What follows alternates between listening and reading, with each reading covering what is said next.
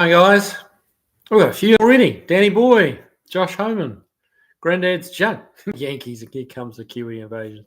Here I am. So another Tuesday night rolls around again. The weeks go quick, don't they? And yeah, a bunch more work being done, and yeah. So what's happening with all you guys out there?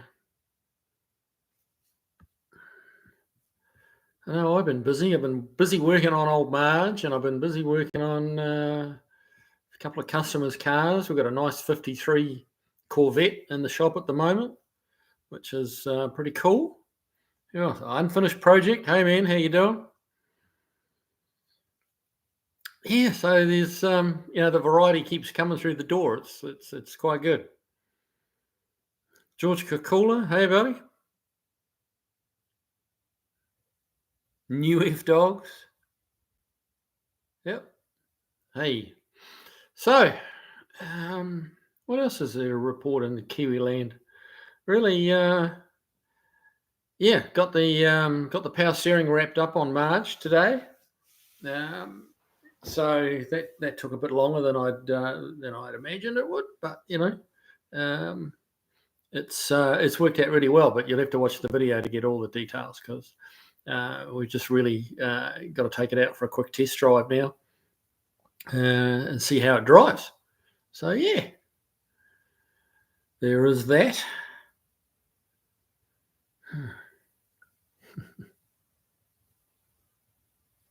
All right.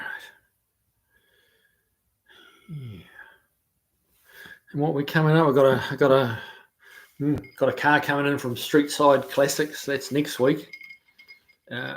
Well, the guy's already purchased it. He's already bought it from Streetside Classics, not in Nashville, but another. I think it was Florida or somewhere like that. One of the other in a different state. And Joe Miller, hey man, how you doing? Yeah, so that'll be an interesting one. Watch out for that video. Hopefully, he says it's got some issues, but he doesn't seem to be too concerned about it. But ignorance can be bliss sometimes too. But hey, cheers, guys.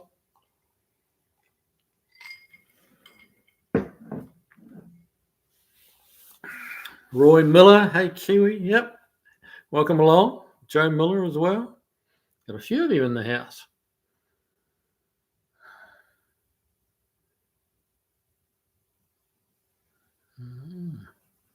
Had a bunch of stuff arrive at work in the last few days as well. A couple of rear axles and some rear suspension, and so yeah, we've got a fair bit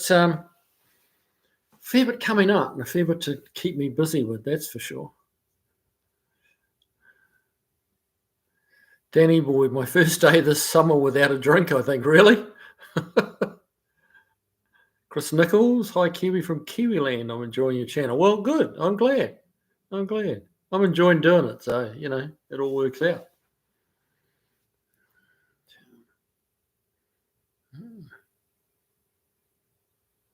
All right. So, what are all the questions, guys?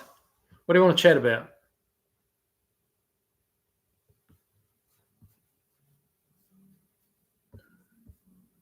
Don't be too shy now. There's 35 of you watching.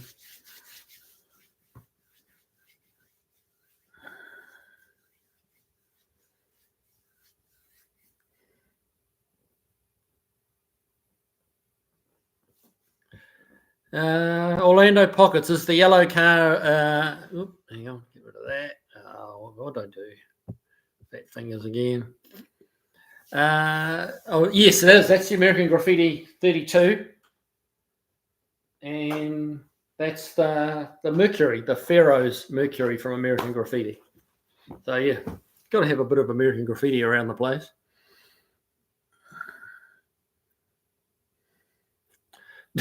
Danny boy, disc brakes. Yeah, what's wrong with disc brakes? Granddad's Junk, Chris, Brother John from Big M just got back to me. $92 to ship to New Zealand. Yeah. Wow. Yeah, it's not cheap, buddy. I mean, it's all about weight. So I'm not sure how heavy it is, but yeah, 92, and that's American dollars too, no doubt. So what's that? 100 92 American, that's probably 140, 150 New Zealand. Yeah, it's going to hurt a bit.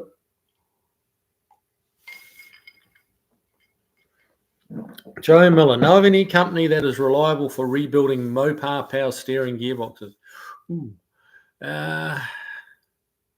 No, there's Lears is a big player in that market, but in all honesty, they can be a little hit and miss. I've had a couple of units from them that I've had to take off and send back again because they just weren't right. But they're actually the only ones I know of. I mean, yeah, see if you can't find a new one. And the one I just put on Marge is a brand, okay, made in China, admittedly, but it's new.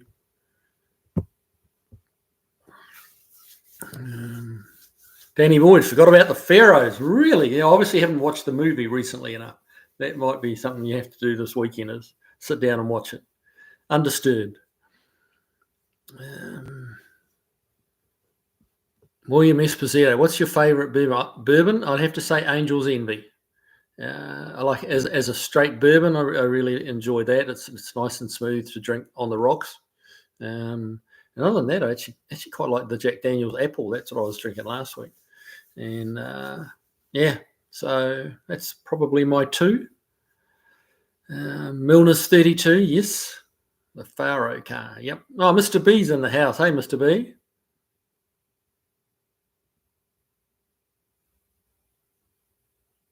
Orlando Pockets. The other car was from Two-Lane Blacktop, the model that's missing. Well, it's not really missing.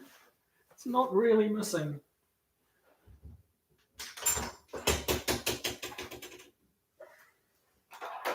Because it's right there. There you go. Just see, just ask and you shall receive.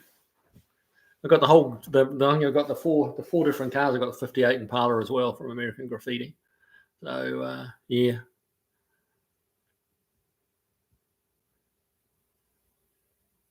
Now we got Barracuda. Hey, Kiwi, never heard about how you got on with the rough running fire truck. I didn't get to do that job. I bid on it, and they were going to get back to me, and they never did.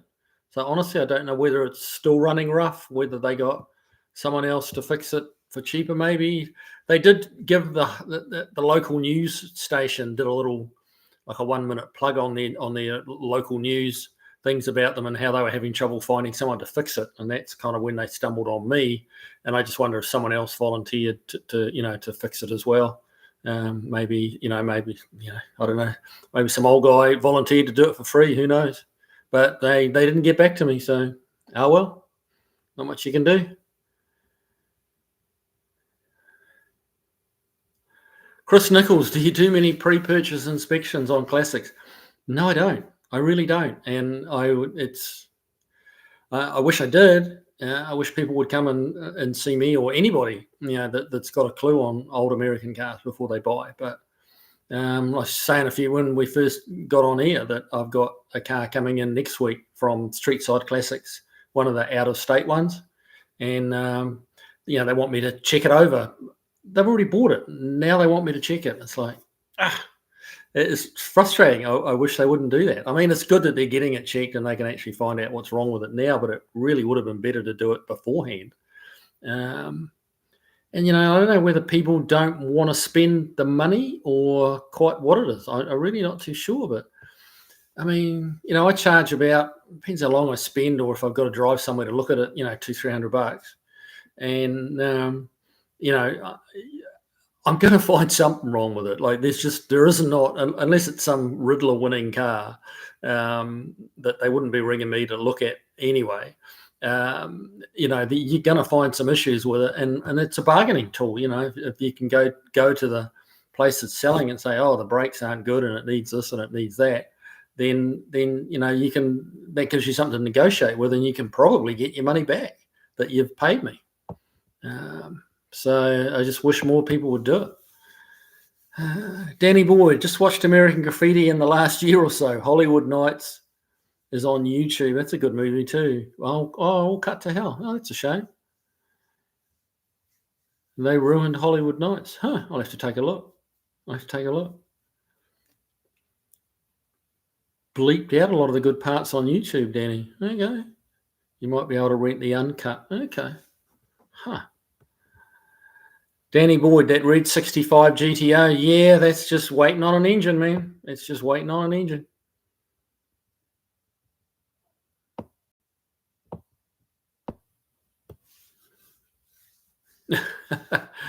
Orlando Pockets. I watched your headliner video. You have the patience of a saint. I actually quite enjoy doing headliners. It's they're going very quickly, really. It's a few hours, but you have a lot to show for what you've done. Like it looks dreadful without a headliner, and then you put a few hours work in, and it just looks so much better. So it's quite rewarding as far as what you achieve. Especially compared to like block sanding for all day. 8-hour day block sanding, and the car really doesn't look any different.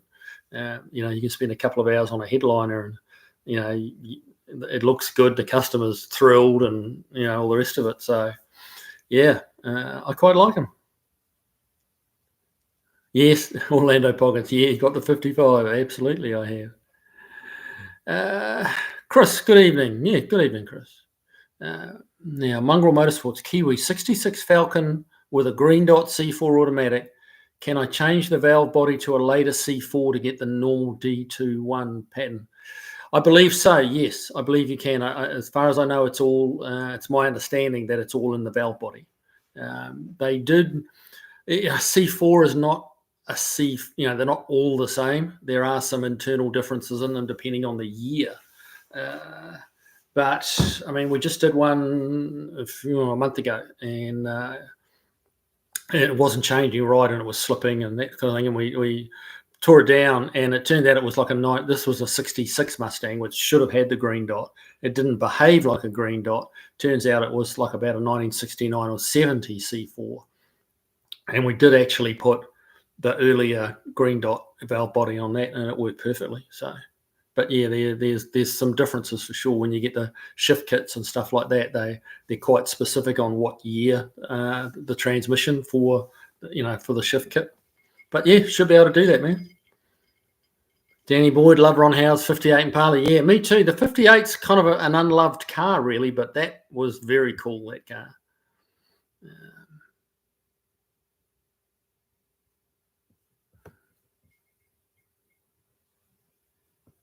Paul Hoog even. Need more Chrysler 265 or Barra content, mate. Yeah, I'd love to do some on it. I really would. But they're very hard to find here. Very hard to find.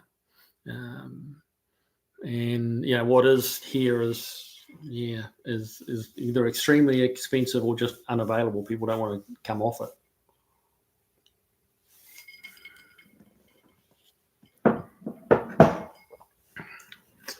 Josh Homan, one of the things that is starting to bother me is all of these so-called old cars that are really new cars in old shells. Yeah, you're talking about like the rebodying or they're putting an old body shell onto a new chassis. That is big body swapping. Yeah, that's becoming overly popular. I follow a Facebook group on that, and people are doing, to my mind, some pointless body swaps. Like I don't know why they're doing it. I saw one the other day. This guy was trying to put a Roadrunner onto a Corvette chassis. It's like, why would you do that? And they're taking cars off what are quite reasonable chassis and putting them onto a slightly better, in theory, chassis, but not taking some horrible old thing that's just dreadful and putting it onto a late model chassis. They seem to be doing it just for the hell of it. I don't really understand why.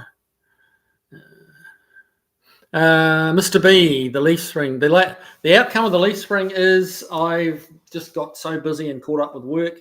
I know where they are. I've got to order them. I was going to order them yesterday and didn't get to it. I was going to order them today, and the day got away from me. I ended up having to go to the dentist. So that kind of killed my afternoon. And so, yeah, maybe tomorrow I'll order them. But I've got, I know where they are. I've just got to ring up and give them my credit card details, and they'll be on their way. So, yeah. So that'll be another video coming soon.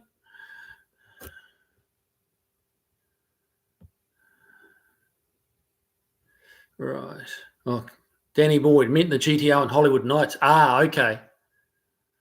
Sorry, I thought you were. Oh, actually, the one I've got to 64, isn't it? Not a 65. I was forgetting. I was thinking you were talking about the one I've got in the shop. Manuel Perez. Hi, Kiwi. I always enjoyed the Marge series and progress. Have you found the turn signal switch yet? Well, yes and no. I've had all the column out doing this power steering conversion on it, and I got given part of a turn signal switch by a guy. And I actually, while the column was out and it was all apart, I kind of sat there for a couple of hours and made one part that was missing, and I got it working. We got turn signals. So yeah, that's going to be in the part 2 of the power steering video that'll hopefully come out tomorrow night. And so yes, she's finally got turn signals, which is kind of nice. You get a bit tired of remembering to stick your arm out the window when you got a turn. Yeah. I mean, I did find one on eBay. There was a company had the complete switch. But they was like $690. It's like, it was a bit rich for me. So that's why I spent a couple of hours managing to cobble together the parts that I had to actually make it work. So that worked out pretty good. Danny Boyd, yeah. That Pontiac is pretty nice, yeah. The Chevelles are a little plain somehow. Orlando Pockets had a 67 Falcon with a 289. I love that car, but it didn't handle very well. No, well, they're very much a Mustang, but just a higher center of gravity and taller. So yeah, the handling was a lot like a lot of cars from the mid 60s and American cars particularly. I got to be brutally honest. They didn't handle great, but that was American cars. They built them to go down the interstates, and have a comfortable 4, 5, 6 hour drive. Blasting down the interstate. They weren't really built for backcountry roads, even though you've got a lot of them. But they really didn't make them for comfort and the interstate.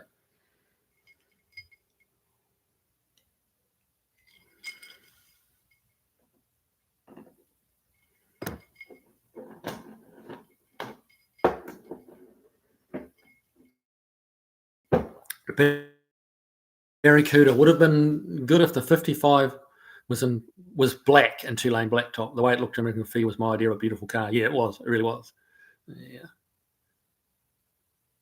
Mongrel Motorsports. Okay. The big front sway bar really helped my 66 Falcon. Okay. I have to have a look at that. Yeah. I mean, the Mustangs didn't have a very heavy sway bar, but you can certainly buy them. So that's interesting to know.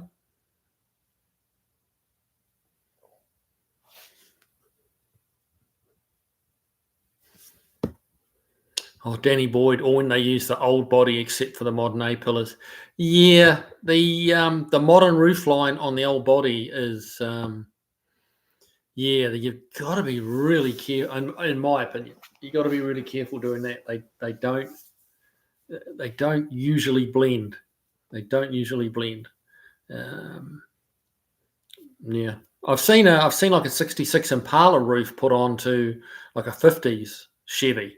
And even that, the two, they're a decade apart and the lines are very different and both are good looking cars, but when you put half of one and half of the other kind of on top of each other, I don't know, it just didn't. And beauty's in the eye of the beholder. Like for me, it didn't quite work, but other people loved it. So yeah.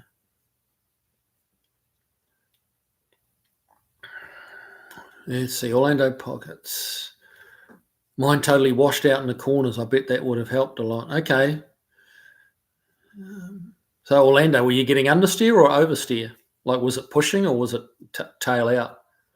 Because typically a stiff anti-roll bar will make the car want to push more because it wants to lift the inside front wheel with a stiff sway bar. So, Josh Homan, yes, the resto mods, digital dashes and other things like that. Yeah, digital dashes. Sometimes they look good, sometimes they don't. I do quite like that the modern version of the analog gauges, with maybe a few little digital readouts on it. But just I do like like the sweep speedo and the sweep tack they just go hand in hand with that era of car. Mongrel Motorsport's also converted to coilovers in the front. Well, that'll make a difference for sure.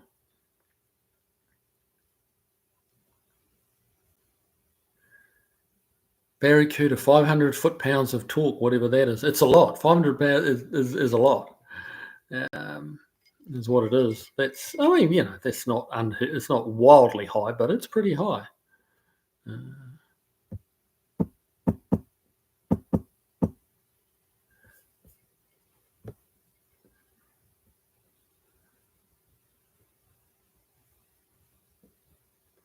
Orlando Pockets, I like the way you can easily calibrate the digital dash speedometers. Yeah.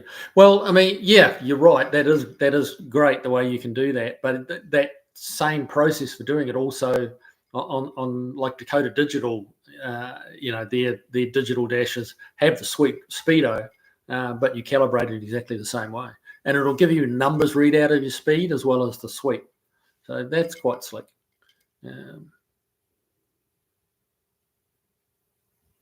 Old Timer F7. How you doing, mate?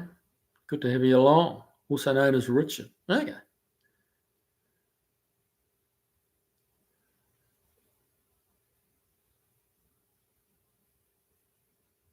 Mr. B here. It's good to see I'm not the only one that gets nuts and does not get parts. Yeah. Angels Envy, mate. Yep. Cheers. Love your channel. Any favourite car from your childhood? From my childhood. Yeah, probably. If I had to choose one, my dad had a brand new Valiant Charger, which not to be confused with a Dodge Charger. That's the Australian Charger, which is, they were. That was very flash in the day. Like that was definitely kind of an ooh-ah sort of car back when was that? That would have been in the early 70s, I guess. I think it was.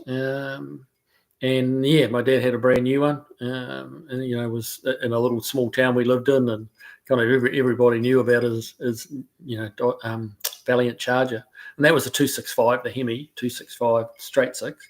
But yeah, I wish that was still around because they're worth a lot of money today. John Orkowski. Misread that. How you doing, buddy?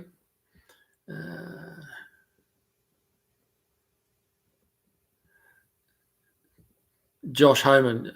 True, just a computer needed. The mechanical ones require the right transmission gear. Yeah, that can be a pain. And like on the Ford transmissions, if you go, too far away from stock with your rear end ratio, you can't get a gear that's going to make it read right. You just can't. They have about, I think it's 6 or 8 different gears. But really, once you go much past about a 350, depending on your size of your wheel, your diameter of your wheel, you can't get a gear that's going to read right. All you can do is make it a little bit closer. Mongrel Motorsports. The sway bar I got for my Falcon is a 1-inch. They make them larger, but I don't think it's necessary. Really made it corner flat, especially nice with the bench seat. Yes. Yeah, you tend to roar off across to the other side, don't you, with the old bench seat. I'll keep that in mind, man. It depends what I do with that Falcon. I got too many cars, Part of me wants to keep them all, and part of me is like, you can't keep them all. But yeah, what do you do? It's a neat old car. I think I'll just keep that around until somebody just wants it more than I do. It's going to be one of those cars that's for sale. It's not going for a bargain, but it's for sale, and if someone wants it, okay, let it go to a new owner that'll give it some more love. Danny Boyd, Valiant Charger was a fastback, sort of AMC looking. It had a similar back window. It was a fastback, and it had the similar back window to the Dodge Charger. That was like the C pillar was a lot more sloped than the back window. So you had the little kind of fins on the back, effectively. But yeah, they were basically a stretched A body. But yeah, they're not quite the same as an American A body, but based off it. But I mean, Google Valiant Charger, and they'll come straight up, and you'll be shocked if you can find, look for an E49 Charger if you want to see a lot of zeros. And if you find it one, an E49 that was ever raced, many zeros, more zeros than I've got. That's for sure.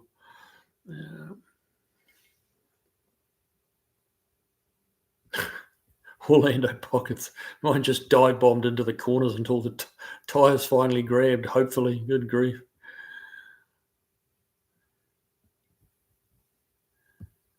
Ooh, old timer F7. What's the one car you would choose if you could have it for free? Oy.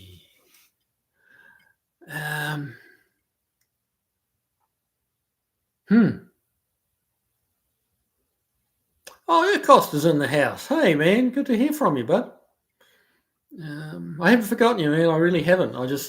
Man, life is busy. The car I'd have for free. Whew, that's really tough. That's really tough. Like, there's so many, that just zoom through your mind and say, what about this or what about that one? Honestly, I've seen some absolutely fabulous looking cars out of Europe, like from the 30s and 40s, maybe not 40s, but certainly 30s. Some of the Bugattis and stuff like that were just, and they made 2 or 3 of them ever. And some of those are just absolutely to die for. I can't give you an actual model or anything like that, but some of that sort of, I call it Art Deco kind of era, where the styling was quite outrageous, and it was styling just for the sake of styling. There was no real functionality to it. It just looked absolutely sexy and gorgeous, and didn't matter if it didn't work. It just had to look fantastic, and they did.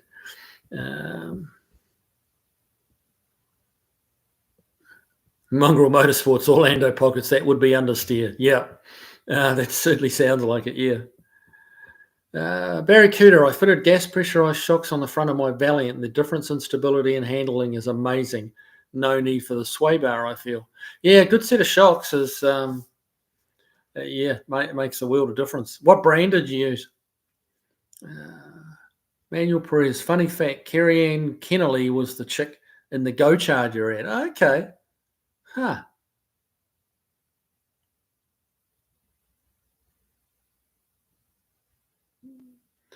Danny Boyd, I think Fox Mustang guys used to go with the white cable gear from Chrysler to run Ford. Okay, I didn't know you could do that. You can actually run a Chrysler gear and a Mustang trans. That's interesting. Urkos, living large with the power steering and the Mopar now. Yes, I just got it finished today. So we'll film the test drive tomorrow and hopefully have that up on the channel, maybe tomorrow night or Thursday. But I can tell you this, it's light as a feather. The steering's just nice and light. What it's like on the road, I don't know. I honestly can't tell you yet because it's still sitting up on the rack. So I've just actually got to drop it down, get it out, and actually give it a real world test drive. But sitting on the ground going lock to lock, it's quite effortless. So and quiet. It's not whining. It's not doing that typical Ford power steering whine. Which is, it's a GM pump, so that's probably why. But yeah, it's nice. It's not the old steering box in Marge was very notchy. As you turned, you could feel it going. It was just notchy all the way around. Because a few people said to me, asked why I didn't put an EPAS system on it, the electronic power steer, and a few said, I should have, and some said, why didn't you? And that really is the reason I didn't, because it's not a bad idea, the EPAS system, but no point if you're putting the EPAS in front of a bad steering box. What's the point in that? You're just going to have a lighter notchy steering, and that was the worst thing about the steering on Marge, was as you turned, I mean, I'm exaggerating the feeling, but that's kind of what it felt like. You could feel each little ridge it jumped over inside the worm drive inside the steering gear, and it was unpleasant and heavy. Danny Boyd, buttressed seat pillar. Yeah, that's a good way of describing it. Yeah, buttress. I have heard that before. I'd forgotten that when I was trying to explain it.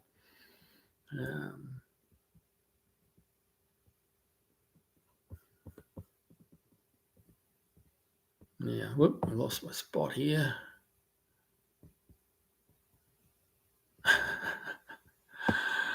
Urkos, where's my Kiwi merch? Yeah, I'm not going to say it's coming because I keep saying that and it doesn't arrive, does it? Oh. It's so damn hot and I can't keep the doors shut, so it's like I don't answer the phone much anymore. I just always let it go to messaging just to try and get some of my day back. And now people are kind of got wise to that. Now they just call in, and it's a little hard to ignore people when they walk through the door. So yeah, it's my day sort of starts at 8 o'clock and seems like an hour later it's finished. The day just disappears. So, but it's coming. It's on the drawing board. But yeah, it's coming, and one will be on its way to you, Acosta, soon. Hot off the press, there will be a large Marge shirt heading your way, guaranteed. But hopefully, you won't be too old to wear it when you finally get it. Mongrel Motorsports, Barracuda. I've heard some guys argue that gas shocks really don't belong on vintage cars, that they weren't engineered for them. Not sure I agree. No, I wouldn't really agree with that. Honestly, the main reason for the gas pressure in shocks is to stop the oil aerating. If you're really working your shocks hard, they obviously they heat up, and then the oil can start to aerate and get air, like little air bubbles but within the oil. And which they lose their effect then, because air will go through the valves the little wee valves in a shock absorber much quicker than oil will. So the gas is there to pressurize the oil and stop it getting aerated. A lot of people aren't aware of that. So like you get a minute amount of lift from the gas pressure, but honestly it's minute. And other than that, the gas shock doesn't really work any differently to a conventional. It's more durable, in a heavy duty situation. But I mean, if you're just cruising up to the coffee shop or up to Cars and Coffee or something on a Saturday morning, you're not really going to tell the difference between, a gas shock and a conventional. Except typically the gas ones, are the better name brands, and they're a bit more expensive, and some of the internals as well as the gas are better. So they're actually mechanically a better shock often, the gas ones, because they're in a higher budget area. Like you get a Bilstein shock absorber. They're really good shock. The reason they're expensive is not because they got gas in them, it's because all the components in them are just that much better. The valving is that much better. But no, gas shocks can go on a vintage car. Absolutely, they can. Same can be said for radial tyres.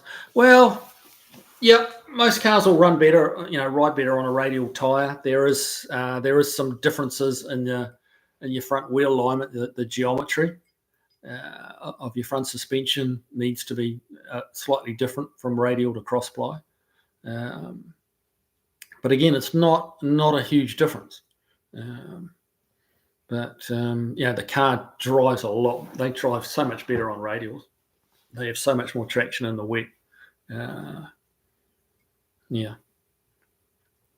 Barracuda, I had an immaculate VJ Charger in the early 90s. Nobody wanted it. I struggled to get 2,400 for it. Oh, no, that's terrible. You probably wouldn't, you wouldn't sell it for 24,000 now, would you? Wow. Things have changed, haven't they? Wow.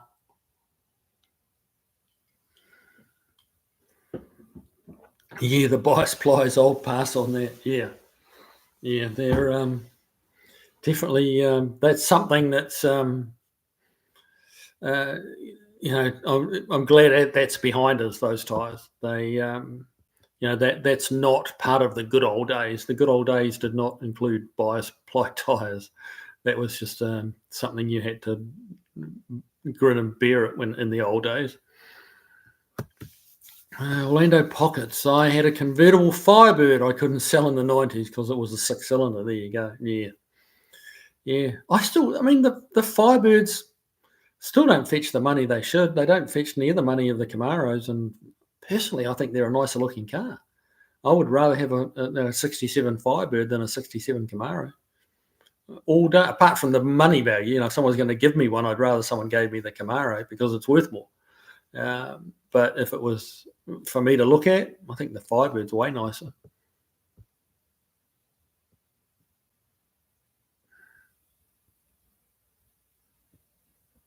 Mongrel Motorsports. Don't remind me of the 68 Javelin I could have had for $500. It needed a door, which was about impossible to find in those pre-internet days. Yeah, that's true. Yeah, it would have been hard, wouldn't it? Right, what else is going on? Ooh, probably 60,000 or more for that Charger now, Barracuda. Really? Wow.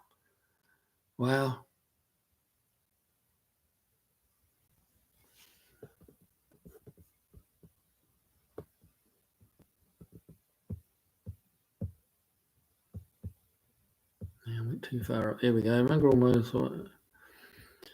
Orlando Pockets. I passed on a Jetfire in the 80s because pre-internet, where was I going to find parts? Yeah. Yep, the internet certainly opened the world up, isn't it? Danny Boyd, the gear which goes onto the cable end, the driven gear. Yeah. No, I figured that's what you mean. Yeah. It's good to know. I'll have to try that. I'll have to, remember that because I've got a couple of customers with like 389 gears, and I think it's 389 gears in their Mustangs, and the speedos are just not right.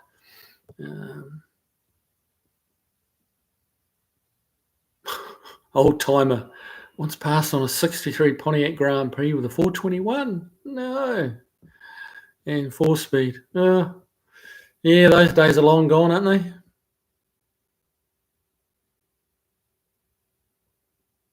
Paul Hooger even. There was a Type 35 for many years out at Glen Murray. Type 35. I've gone blank. What's a Type 35? I'm going to kick myself when you tell me. Saginaw canned ham power steer pump. Yes, it does look like a canned ham can, doesn't it? You're right. I didn't think of that. But it's very accurate.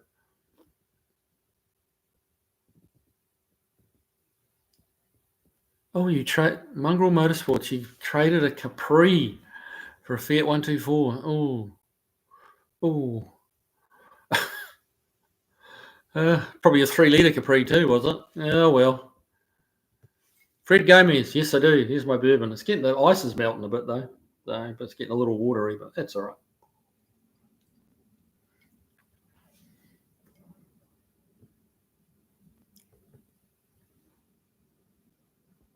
Urkos, the power steering in my 65 Fury wagon was light but gave no road for it. Yeah, I'm hoping this system's not going to be like that. I honestly can't give you an answer. Till I drive it properly. So yeah, hopefully. But you can also get adjustable valving for them to actually dial them down a bit if need be. If there's too much power assist.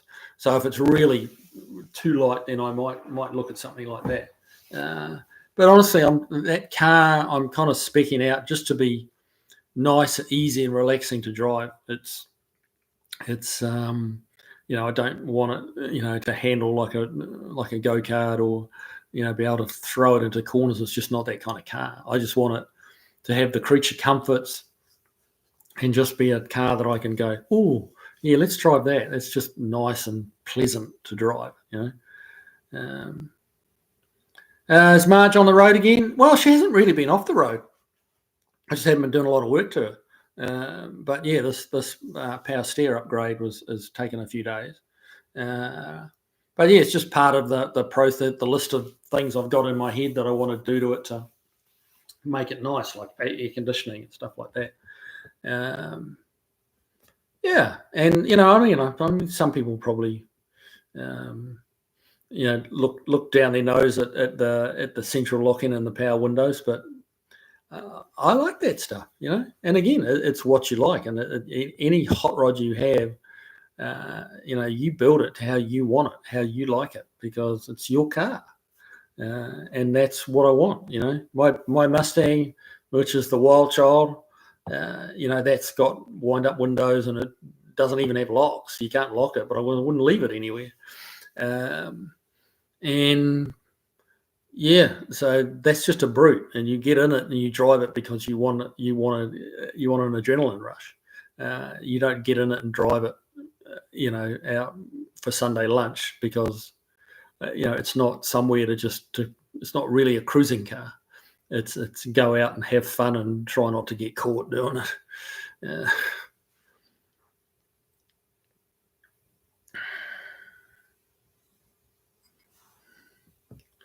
Cost, where's my bourbon? I don't know, mate. Where is your bourbon? You tell me.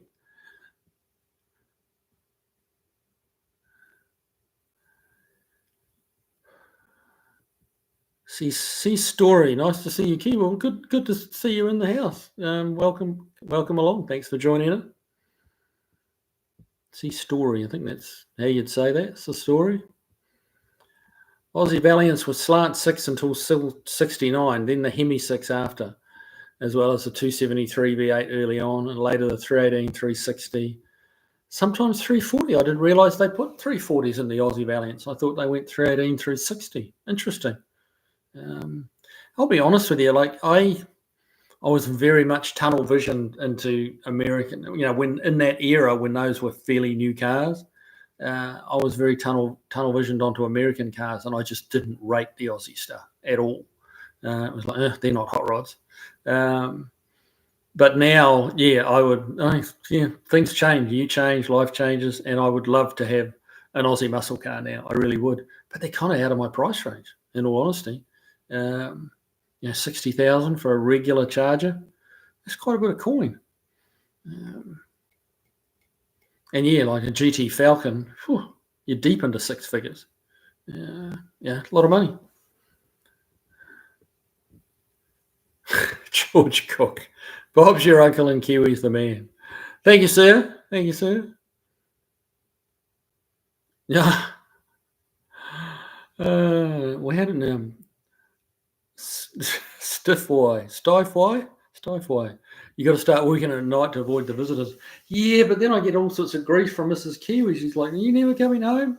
Like I would, especially with the heat of the day. That at the moment, it would be quite nice to work late. But then, I catch so I get a bit of grief from the home office. So, what do you do? And I run out of steam a bit earlier than I used to. 20, 30 years ago.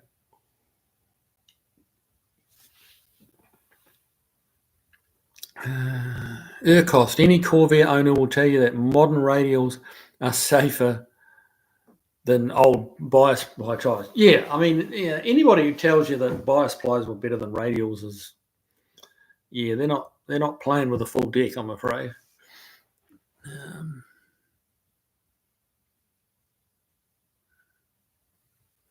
Now, seriously sarcastic, what is happening with the Asian chassis with American muscle project? Oh, mate. Yeah, putting body swapping a Mustang onto a 4-cylinder front drive Honda. It's like, people must have seriously more time than sense or something. Like, I don't understand why you do that. Man, it's no small job. Body swapping a car is not a small job, especially if you're going to execute it, with any degree of, care. I've seen some, on some of these body swap Facebook groups, some of the conversions that are being done are just horrific. The guys, these guys out there doing that as their first ever car project, and they're learning to weld doing a body swap. And it's like, oh, wow. Okay. Orlando Poga, it's 67 Firebird is a beautiful car. Yeah, it is. Absolutely, it is. Barracuda, they are just Munros. They have significant pressure. They came with a wire holding them compressed for easier fitment. Yeah, they do have a lot of pressure in them. Yep, you're absolutely right. And it does give the car, it's probably 50 pounds, like increasing your spring rate by about 50 pounds, somewhere like that on some of the ones with a lot of gas pressure. But which is, that's a fairly small percentage. Curtis Randolph, hey Kiwi, loving the videos. Your custom work is amazing. Well, thank you, sir. What do you think I can realistically get for a Datsun 2000 and Beetle I was showing you? Surely they are worth 5K a piece, right? Yeah, I looked long and hard at it. Actually, that had slipped my mind, Curtis, to be honest. I see so much going on at the moment. The Beetle, I don't know that Beetle is worth. Yeah, I think 5K might be a little steep for that, to be honest. If it was a convertible, maybe. Part of the problem is you've got a lot of other, there's a lot of Beetles to choose from. The Datsun 2000, that's quite a nice little car, but it does need quite a bit of work. It's a lot. That's the funny thing with restorations. You can, like, if the paint's gone and only just gone, it's a repaint. If the paint is absolutely shot to shit, then it needs a repaint. And the car can look a whole lot worse than the car that the paint's only just bad enough to repaint. But they both need repainting, and they both cost the same to repaint.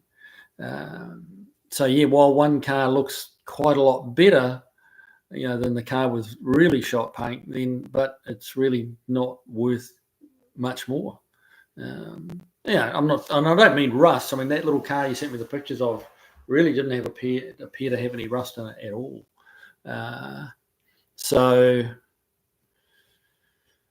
you could probably shoot for 5, probably each on them. I think you got a better chance of getting it on the Datsun than the Beetle. But you never know. You just never know. For me to buy the little Datsun, the Datsun appeals to me because I've got another one of those that's in not very good shape at all.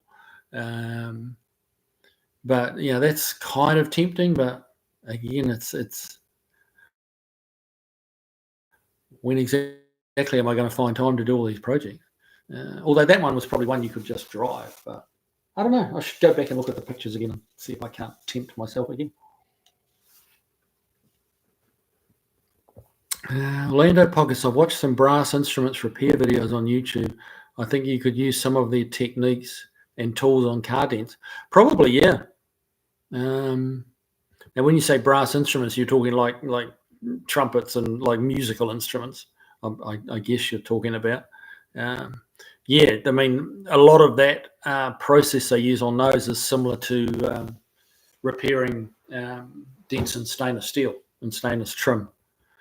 You've got a very thin piece of material and you've got to get the shape exactly right because you can only file off 20 thousandths of an inch and then it starts to get thin. If maybe not even 20, maybe more like 10, depending on how thick the stainless or the brass is.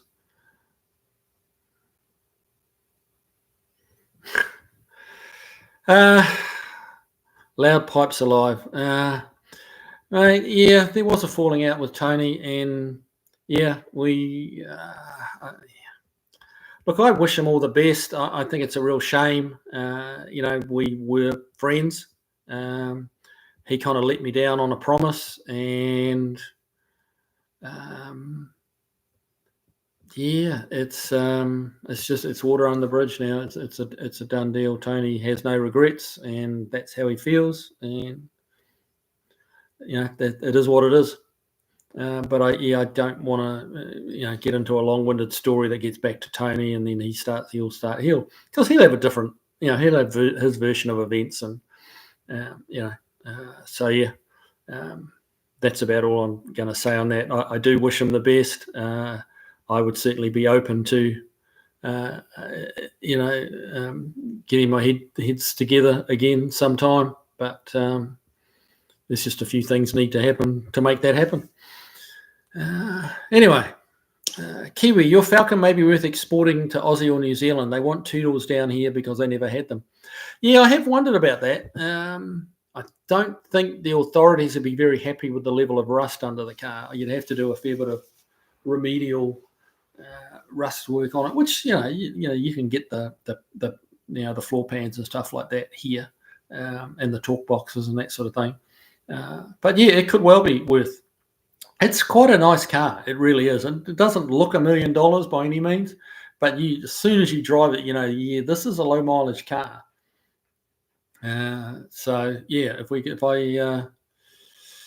it's not certainly that's not off the table. Taking it back to New Zealand or Aussie or exporting it if somebody really wanted it, but you'd want to do some of that rust work before it got. I'm not too sure on the rules in Australia, but I know the rules in New Zealand are very hot on anything with rust in it. So you'd want to have that stuff done and done properly, not shade tree style. But that definitely could be a thing.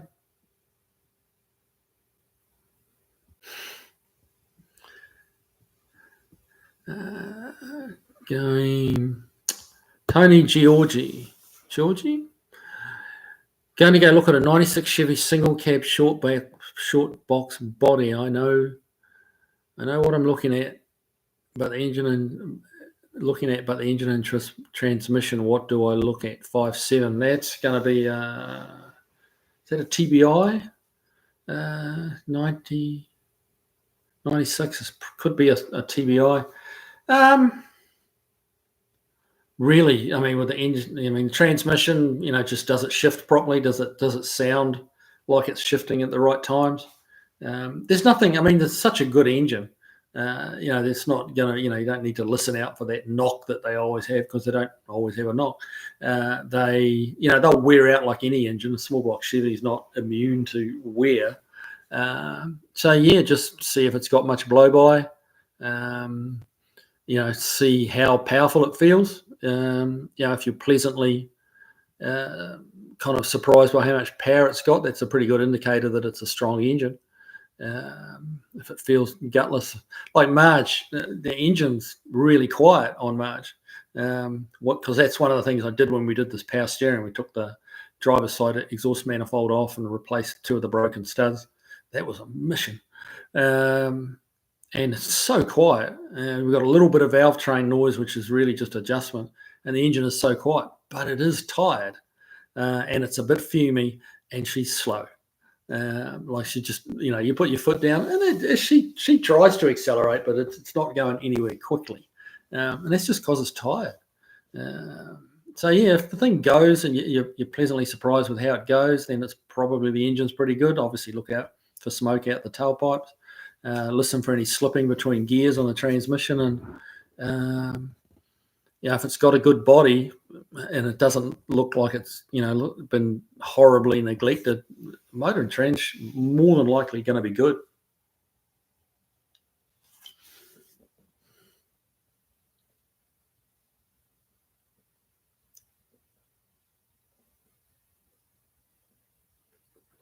Seriously sarcastic. I was talking about your Asian car. Forgot what it was, but you were planning on moving the firewall and other mods for an American. Oh, that, yes, I know what you mean, the Asian one. That's that, the Starion, Mitsubishi Starion, or Chrysler Conquest, they call them here. And they're also nicknamed StarQuest. We're going to put the Hemi in it and move the firewall. But this is why I can't really be buying more cars, because that's a project that's sat in the back corner. And it's Mopar L's got an engine there for it, and I've got a transmission for it. I just need to find that 500,000 hours to finish it. But yeah, and then when I started on that car, the work was just nowhere near as busy. It's just the last 3-4 years, the amount of inquiry has probably quadrupled. that I get, and the amount of work that we're trying to do is probably doubled. And yeah, there's just no time left. Like I decided that I was just going to spend a day on Marge doing this power steering thing, and I just wanted to do it, and I needed a little bit of me time, shall we say? And there was probably a few of my customers watching that video going, "Why are you working on that and not my car?" But sometimes you've got to do some stuff that makes you happy, not everyone else. But at the same time, you got to pay the bills too. Yeah. Yeah, that video was a while ago, bud. Yeah. Orlando Pockets, yeah, trumpets and saxophones. Yeah, I figured that's what you meant. Yeah. Oh, I saw you doing that roller tool and made me think of it. Yeah. Yeah, all the transmission tunnel and all that sort of stuff's built up on that Mitsubishi. And yeah, it's kind of a shame that it's sitting there going nowhere. But I'm a little bit ADD like that, and Marge came along and it's like, oh, I fell in love with Marge. And, yeah, so I'll get back to it hopefully. But yeah, if I can get a few less interruptions during the day and try and refocus a little bit more onto some of my projects as well as the customer ones, instead of 98% customer and 2% me. Meow Station 1, love the Milner Coupe, 55 and Merc behind you. Do you have the Impala? Yes, I do have the Impala. If that had the Impala out on that first live that I did. Yeah, it's up there. Maybe you can, that's it there in that middle shelf, just all on its own. Bit hard to see, but yeah, it's there.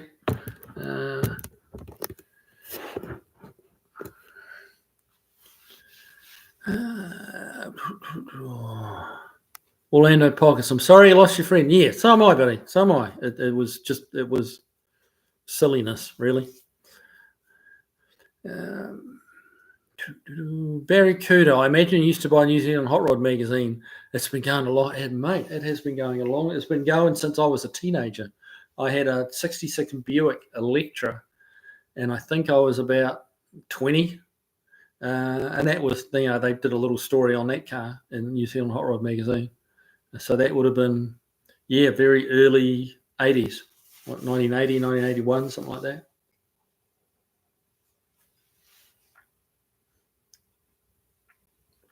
Orlando Pockets. Right, yeah, the red one is the Faro's car, yep.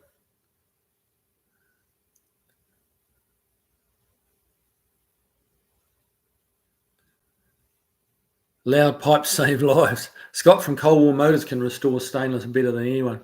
Yeah, I know he does that. I haven't actually caught any of his videos where he's done it, but that's a patience thing. Like, you've really got to be patient.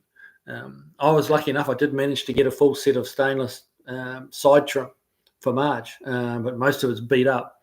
And I promised myself I'm going to take a piece off it, and like one piece at a time. Spend a couple of hours each night, getting it nice again. I can do a pretty decent job on stainless, but yeah, it's slow progress, man. It's very tedious work, and to decide that this week I'm going to restore all the trim on Marge is just mentally too much for me. I couldn't sit down there, for 5 days, like just tapping away and filing and smoothing on stainless steel for an entire week and still not be done. I've just got to take that in little bite-sized pieces. Or send it to Scott and get him to do it while I charge someone else to put a set of floors in a Mustang. That's probably realistically a better idea. Yeah. Because I can, I don't mind doing sheet metal. I do that all day. Well, I do. But yeah, compared to repairing the stainless trim, like if there's a few little imperfections, I'm all about a little thin skim coat of Bondo. But getting stainless perfect is It's hard work, man.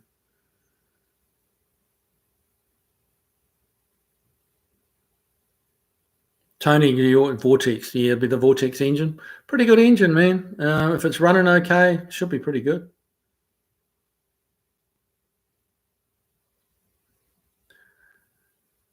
Bill Duffany, I think it's great you can go and help Kevin on his channel with the Camaro and VVG's pickup. Yeah, Bicycle Garage pickup. Yeah, it's that's going to help Kevin is genuinely like a day off. It's like a day off work. I think I'm kind of going down there and doing the same shit, but it's a different location. It's a different vibe. Kevin and I have been friends I met Kevin in 2012, so 12 years, and I met him on the set at Trucks when he used to be a host on the Trucks TV as part of that Power Block show, and Kevin's a great guy, and yeah, like some of the presenters on some of these TV shows, what you see on camera is not the person they are, and some of them they are exactly the person that you see on TV. And Kevin is one of those. He is just as helpful. He's just a really good guy. One of those guys that I'll hopefully be friends with him forever. And more than happy to go and help him. He's helped me a bunch. We don't keep score. We just if he needs a hand, go and help him. And like I said, it's really like a day off. We have such a good time. We laugh. We take the piss out of each other. Like fun and fearsome at times. Like Kevin's, this is sort of shit we get up to. Like we're working on one of his cars, and there was a few of us, and we all decided to, it was lunchtime. I thought we'll go out to a little local restaurant, and it was a Shoney's or something like that, and get some lunch. So and I say we because I'm not going to identify the person who actually did it because Kevin might be watching. But somebody organised with one of the waitresses to get a little kid's booster seat up for where Kevin was sitting because Kevin's, 5'7" or whatever he is. So we kind of give him shit about that. But that's, and we all laughed and he laughed and it was just a good time, like nobody gets butt hurt about, anything that's said because we're all, that group of us that there are, we all know, we all respect each other and it's never a drama. It's just you go there and you just have a good time. Meow Station 1, do you plan on putting a headliner in March? Absolutely. At the moment, it's like driving a 44-gallon drum because there's no headliner, no insulation, no sound deadening, no nothing. And every time you hit a bump, the headliner bows like bounce and rattle on the roof. And it's just noisy as all get out. You hit a decent pothole and it's like it about hurts your ears. What else have we got? How's the weather in New Zealand this time of year? It's basically the opposite of here in the States. They are just starting to go into summer. Now we're starting to go into winter. So Orlando, well, thanks, man. I'm going to certainly try and keep them coming. Some days it's like you're so head down, butt up, trying to get work done. You kind of forget to do videos, or you just don't quite get to it. I will. That's why I can be a little erratic on my timing. Sometimes it might be 5 days between a video, and sometimes I'll put 3 out, and not very often, but sometimes 3 in 3 days. If I just have the right. Some videos take a lot longer to, well, not so much make. Filming, is we're there doing the stuff anyway, but editing them together, some of them, takes, you can spend 2 hours just editing. And, time you get home after a long day, sometimes it's like, I'm just having one of these and that's it.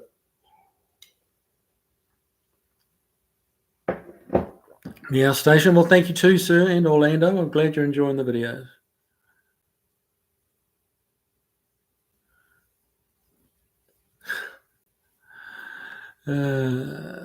Here on the West Coast, South Island, it's been a bit wet. Yeah, I bet it has. It's always wet on the West Coast of the South Island, isn't it? Barracuda, at the moment, it's chilly in New Zealand. We've been caught up in what they call a polar vortex. Oh, really? Oh.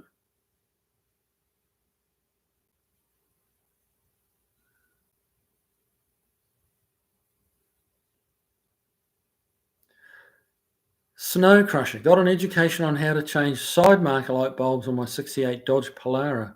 YouTube is your friend. Yeah, it really is.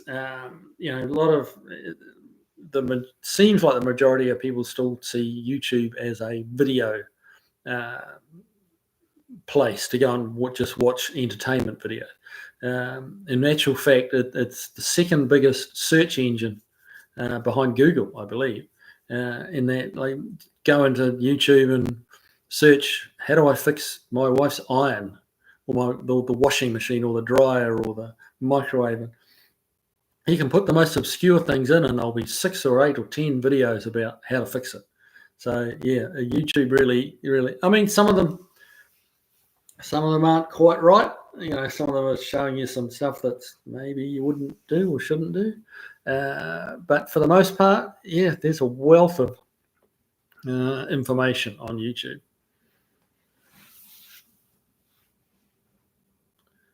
Is it Barracuda? Is it your old Buick they've featured in New Zealand Hot Rod? That I don't know. When did they do that? My Buick was, well, I had a 66 Buick Electra 2-door hardtop, and just before I left New Zealand, I had a 49 Buick Roadmaster convertible, which was just like the one out of Rain Man, that movie Rain Man with Dustin Hoffman and Tom Cruise, I think it was. So I had 2 Buicks in New Zealand. And I never saw the 49 never got to print with anything while I had it. But the Buick, the 66 Electra did. So yeah, it depends what you've seen, but and when you saw it. But certainly the article on my Electra was, yeah, that had to have been early 80s, if not 1980. Spanky Ham, Kevin is a great host. He was great on trucks, though I am a Stacey David fan too, but Kevin is far better now with his YouTube channel, and he can let his personality shine. Yeah, absolutely. And all you're seeing is it's not really a different Kevin. You're just seeing more of Kevin. His persona on TV that's Kevin Tate's. And I kind of aspire to be like that. I don't want to be somebody I'm not in front of the camera. I just is like, this is who I am. If you come into the shop, I'll talk to you. You approach me wherever, I'll talk to you. You know, I'm really not that special. I've just been lucky enough to end up here on YouTube. Just, you know, and to give Tony his due, he's the one who talked me into doing it. And yeah. So, you know, I am appreciative of what YouTube is doing and how many people I've gotten to meet through YouTube. It's pretty awesome.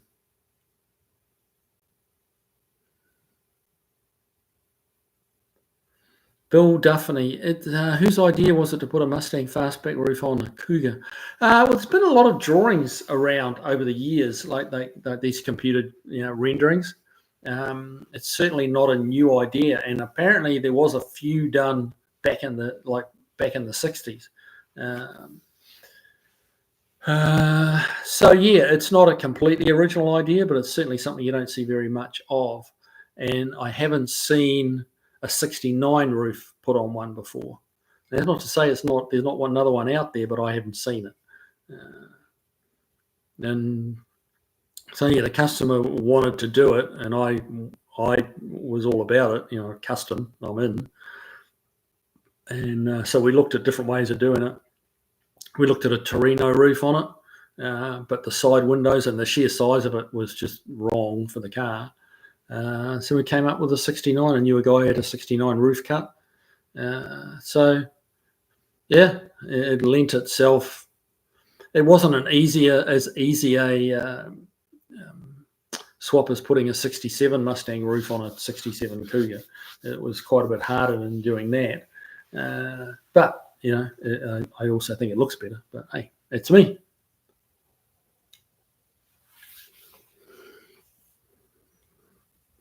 Okay.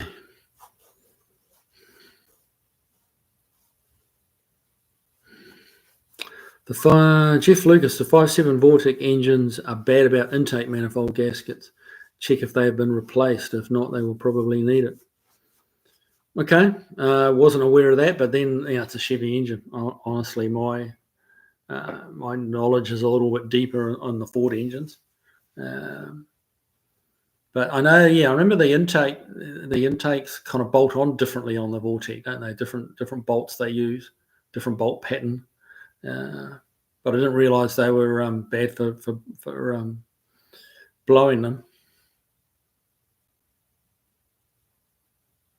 Barracuda, I get it now. It was featured back in 1980. Barracuda, did you really see that article back in 1980?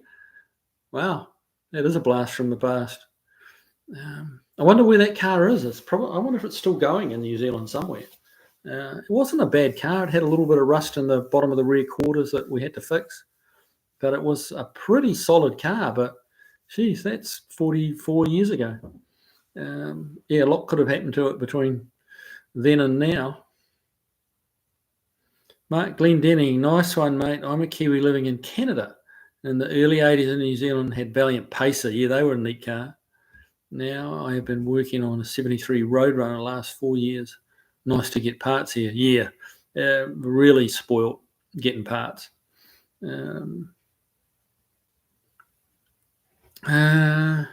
Orlando Pockets, how many gallons per mile does Marge get? Surprise! When we drove it back from San Diego, it was getting a consistent 18 and a bit, 18 to 18 and a half miles to the gallon, because we were basically stopping about every 10 gallons, because we had I think it was a 12-gallon fuel cell in the car. So we're having to stop pretty regularly, and we'd make a note of the mileage every time.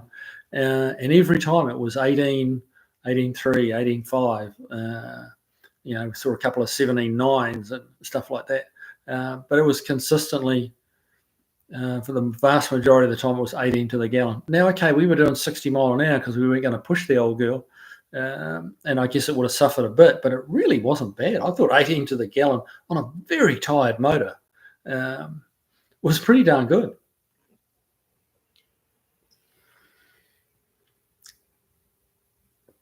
Right. I remember watching Stacey David on Speed Channel before YouTube even existed. Yeah. Stacey's been around a while. Definitely been around a while.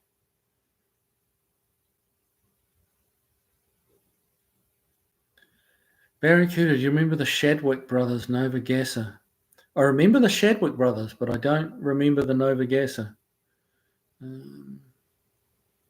Around that time, into the 80s, was when I kind of drifted away from hot rodding a bit and went to rallying. So that's maybe why I missed that. I was pretty heavily into rallying as we hit kind of the mid 80s. I rallied for,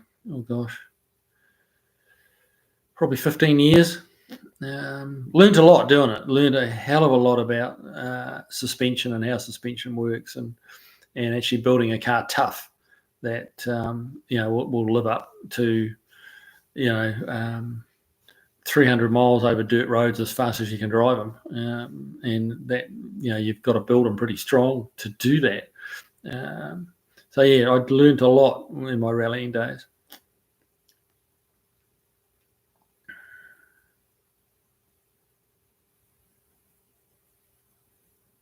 Tony Georgie, sorry, making a mess of that, has 160,000 miles. check for antifreeze leak on the back of the intake. That sounds fair. This one, ask around. Like obviously, like right here, asking right here is good. There's guys watching this with more knowledge than I've got on certain things, Orlando 18. Well, that's great. Yeah, I was very surprised at that mileage. At first we were doing like 100 miles. I'm thinking, well, we better stop the gas. Yeah, that's 10 miles to the gallon, kind of thing. But yeah, when we put 5-6 gallons in, so we stretched it out. Mind you, some of the reason, like we do 100 miles, I have to put a quart of oil in it. she was smoking that bad because the oil rings were just, I imagine, just gummed up or seized up solid. She smoked pretty good, probably for the first 500-600 miles, and then the fuel consumption started to drop. And we were having to put a quart of oil on every second stop, and the stops were getting further apart. Now it's really not too bad on oil. It still has a consumption problem, but it's not something you could jump into and drive to Florida and not check the oil because you'd run out.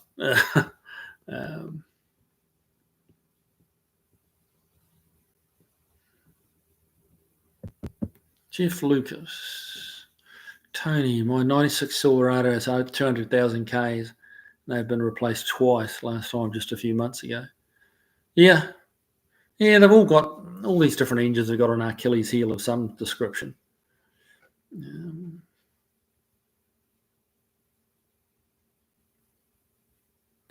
Orlando, I had a friend with a 77 Caddy with a 500. It only got like 11 miles per gallon.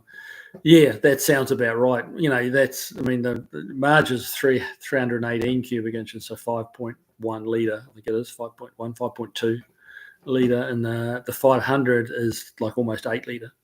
And big heavy car, and not a particularly powerful engine. 11, that's probably as good as you're going to get on a 500 cubic inch Caddy. Yeah.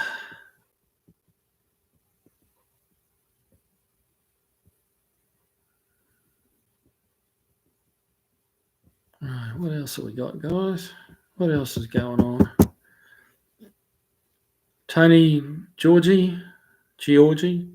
It's probably not the antifreeze, I would venture to say. It's probably just, not a great design of how they seal.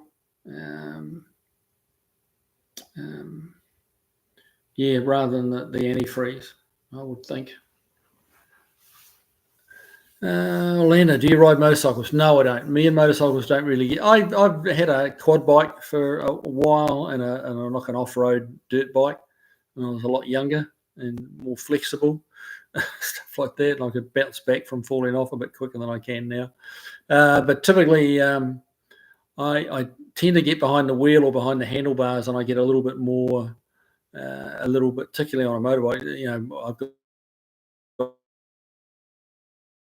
more aggression than I've got talent, and if you mix that together on a motorcycle, it has a habit of not ending well. So I try and stay away from motorbikes. I'm doing enough things to attempt to shorten my lifespan without getting on a motorbike as well.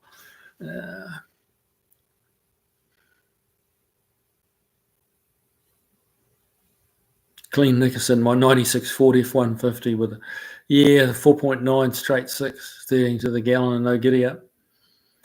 Yeah, I'm not sure, what Marge would get, at a 75 mile an hour freeway run, interstate run. I'm not really too sure.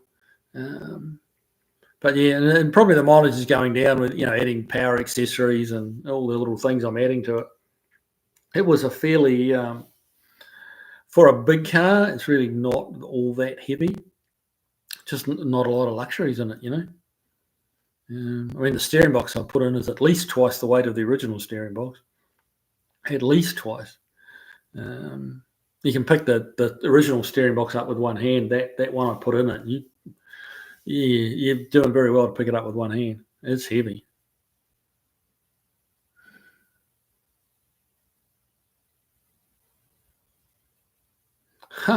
Barracuda, I remember Dad taking me downtown Dunedin one evening in '72, to see the rally cars competing in the Heatway Rally, the days of Mike Marshall. Mike Marshall. He's a rallying legend in New Zealand, running the Ford Escorts.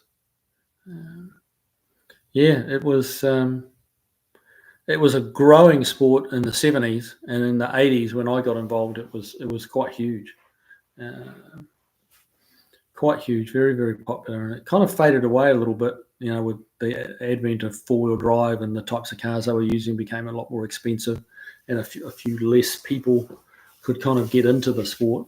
And the price of doing the events got very high as well. The city council started charging a lot more to get road closures and stuff like that. I can remember it being, $85 was the entry fee, and these days I believe it's closer to $850 than it is to $85 for to enter.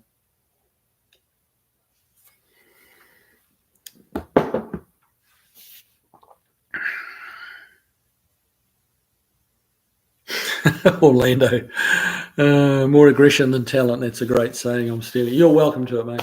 I'm just being honest, but if I'd had as much talent as I had bravery, then I probably would have been a professional driver, but or could have possibly been a professional driver. But people would, when I was rallying, people would say, "You're always spectacular to watch," and you had to kind of think about whether that was really a compliment or people saying you're fun to watch because you're out of control most of the time. Not quite sure what they meant. But yeah, I guess if I'm honest, I was regularly on the lock stops. The on full opposite lock was kind of my happy place.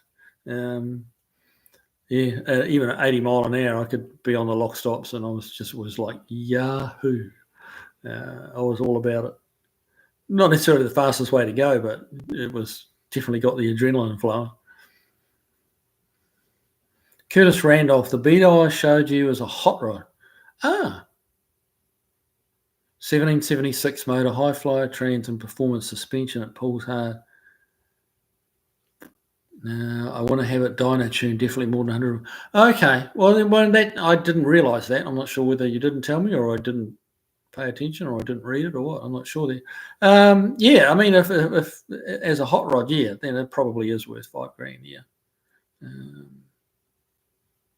Not sure what a high flyer trans is, but then I'm not really. I don't know much about Volkswagens at all. They got the engine in the rear. I know that much. For what that's worth, but everybody knows that, right? Orlando Pockets. I'm not sure if it's a rally car, but just to drive for fun. My Datsun 510 was my favourite car I ever owned. Very popular. They made a very popular rally car. They were quite successful as a class car, like in the 1600cc class. They were very popular, very quick. And a good buddy of mine had one of those when I had an RX2 Mazda.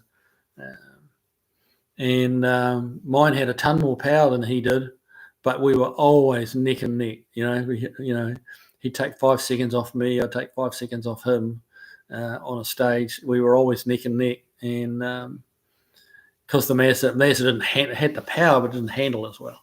The Datsun was a bit down on power compared to the Mazda, but it handled way better. So they kind of evened themselves up. And John, the guy I'm talking about, he was even braver than me in a rally car, and quite possibly a bit more talented as well. But yeah, he was a no fear. Like he would hold it, pinned to the floor through corners that I had to back off for.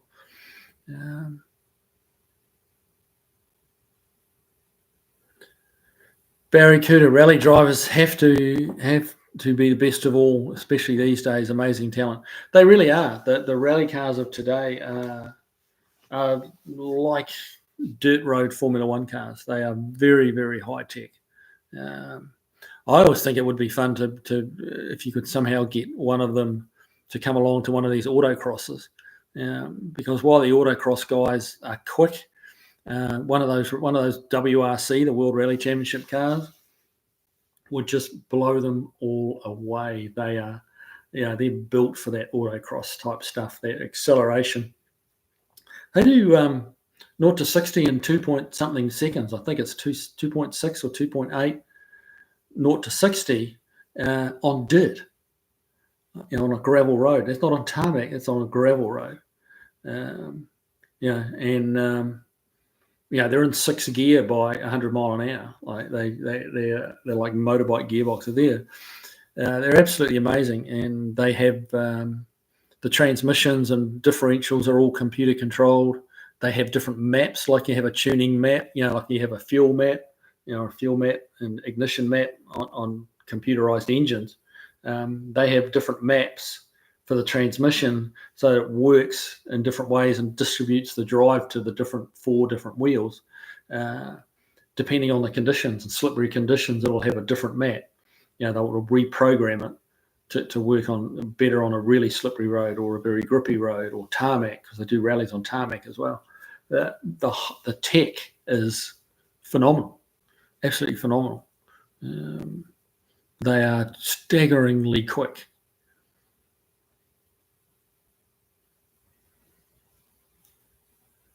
Orlando Poggers, you just had to make sure you had U-joints with you at all times. Yeah. I don't remember that being a problem. That's interesting you say that.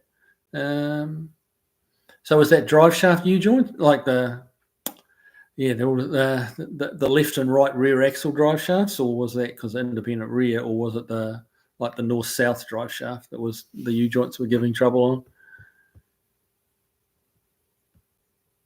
Oh, Orlando had a 2-litre truck motor upgrade. Oh, that'd be nice. 510 with a 2-litre. That'd go good. That would go good.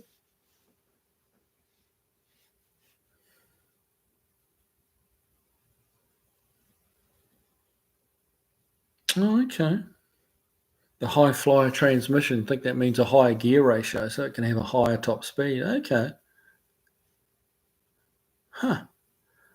Yeah, I saw a program a while back on a Volkswagen Beetle, similar to the one you've got, and they put a hot-rodded Subaru WRX engine in the back of it, and that was like 500-600 horsepower. Like, that was wild.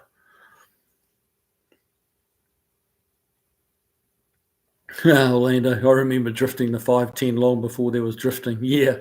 Well, we've been drifting cars around corners and rallying for a long time. That drifting sport is getting pretty wild, though. The suspension setups they have now, and the amount of steering lock they have and stuff like that, they're pretty crazy. Glenn Nickerson, been watching the racing at Goodwood. That's good racing, isn't it? I'm going to visit England again one of these days, and I really want to try and take in Goodwood when I'm over there, because the classic cars they have are just second to none. Great classes from pre-war Cobras, Galaxies, Minis, everywhere in between. Isn't it funny watching a Mini keep up with a Galaxy on a road course? That is, I mean, that's just physics. The Galaxy's got so much more grunt and just powers on past on the straights, and then the Mini just barely has to brake for the corners, and it just shoots up the inside and it's gone, and the Galaxy's like, what the hell was that just buzzed by? It's great racing, though. Lots of lead changes or position changes. But if any of you guys want to watch a bit of really different, not really different, but really interesting motorsport, like some of the historical classes, you'll see Mercury Comets, Ford Galaxies, Camaros, early Camaros, all quite a lot of American stuff, and then all sorts of weird European stuff. The Minis, and they put some, 7-litre Galaxy up against a 850cc, like less than a litre Minis, and they all race. And some of these cars are highly collectible, and it blows me away how hard the guys drive them. These things are drifting through corners, just a little drift, not on the locks like drift cars. But just, like the cars are dancing, like they just, through the S's and stuff like that. And, they're in high dollar cars that race, historical race cars that have been raced, 20, 30, 50, 60 years ago. And they're just giving them hell. It's great viewing. It really is. Just Goodwood Festival of Speed. That's a great watch if you're looking for something to burn your evening away. Go and have a look at that. It's really awesome. Well, that's the end of my bourbon. That's a bit of a shame. Barracuda, I used to be a fan of Hayden Paddon until he started pushing the electric stuff. Yeah, well, he's he's following the money, but is what he's doing. Unfortunately, he lost his seat in the WRC, and that was a bit of politics and a bit of money. And he's if you can get your butt in the seat of an electric car, well, then you're going to drive it. You're going to race it. But I used to race against Hayden Paddon's dad. That's kind of how old I am. We had a few battles with him in class-wise. I'm trying to remember his first name. It escapes me now. I can't remember his first name. But we ran in the national championship, and it was like we were in the same class, and we had some battles. And he was a good driver. Hayden's definitely better. Hayden's very, very good, and he's still doing quite good. He's doing a few rallies in Europe with the Hyundai team. He's keeping his hand in, but he just doesn't seem to be able to quite break back into the WRC.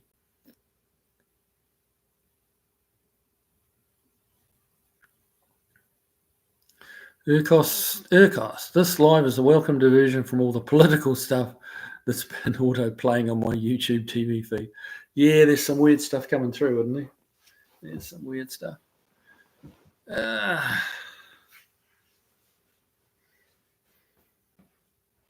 New F Dog 45, Goodwood is awesome. Yeah, it really is. If anyone's watching that hasn't, you owe it to yourself to go and have a look. And, come back next week and tell me I was wrong. Tell me why I was wrong, because, that I'd like to see.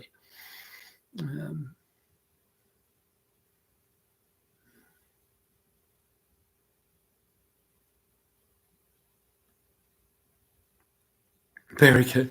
Yeah, I haven't seen the Aussie muscle car racing. I probably should go looking for some of that. I'm sure it's on YouTube as well. But yeah, I remember Angus Fogg. He's a good peddler. Chris Paddon. That's it. Yeah, Chris Paddon. I'm Chris as well. How did I forget his first name?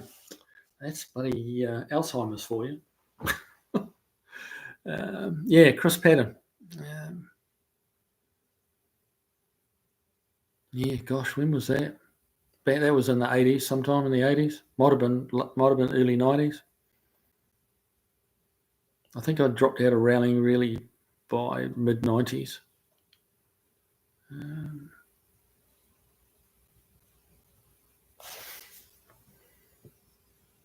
Chris is probably still rallying today. He had it. Well, he might be, spending, a lot more of his time with Hayden. It's quite possible. Barracuda AP6s drift good. It's because they got no traction in the rear.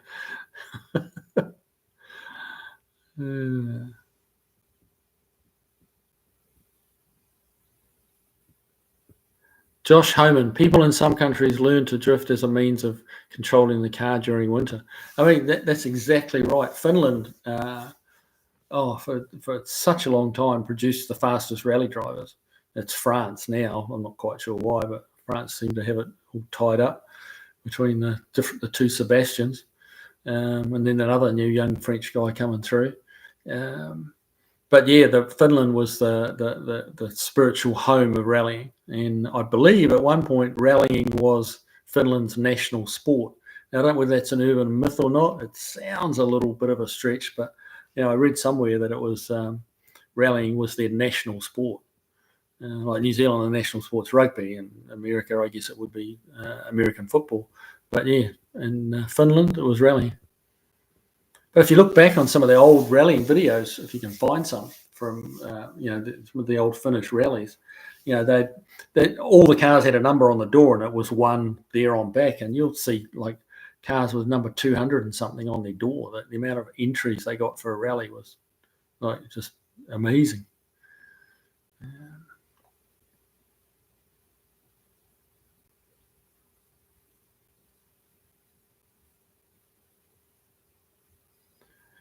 So I helped out a local old-timer last month. He was tuning the EFI on his Streamliner Honda Goldwing, and I set up his PCs and apps. Nice. Well, good for you.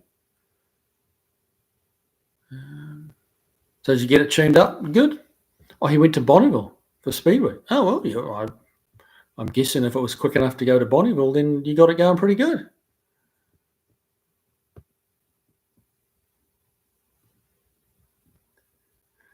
Golfy 09, Kiwi, did you ever get a chance to drive an EV? Now, electric vehicle you're talking about? Or I guess you're talking about an electric vehicle.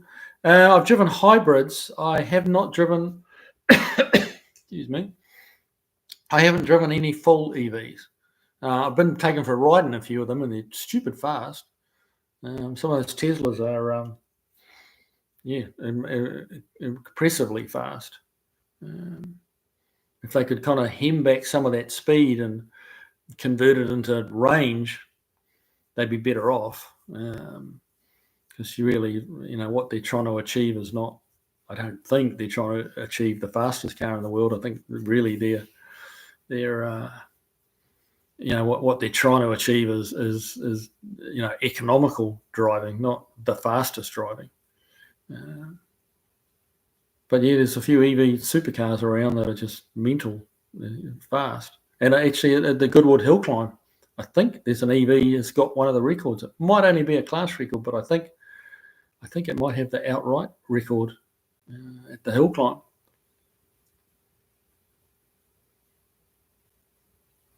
Snow Crusher, have you watched Ivan's Shed? No, I haven't. Full of ancient race cars. That'd be cool.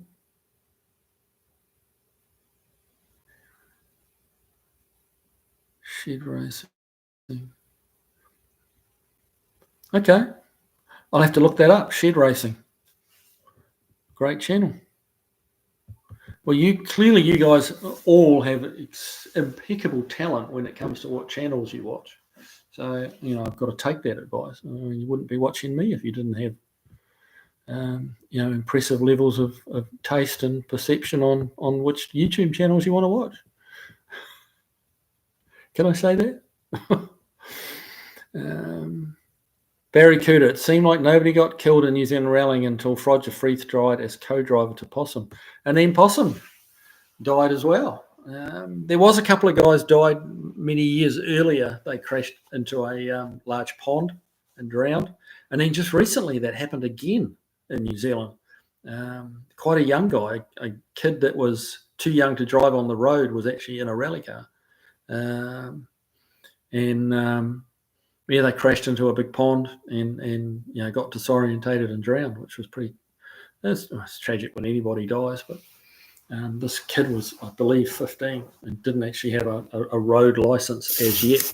And the guy that was co-driving for him had to drive the car on the public road stages because the driver wasn't eligible, didn't have a license to drive on the public road stages, but he could drive on the closed roads sections. But yeah, both Possum and Roger, for those that don't know who we're talking about, it was a very famous New Zealand rally driver and co-driver.